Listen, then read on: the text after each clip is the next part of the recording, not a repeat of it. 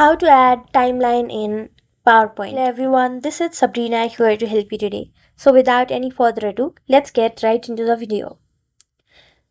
So adding a timeline in your PowerPoint, Microsoft Word or Google presentation or Google Slides is same.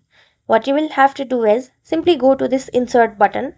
Now, instead of chart or table, go to diagram. Then you will find an option of timeline.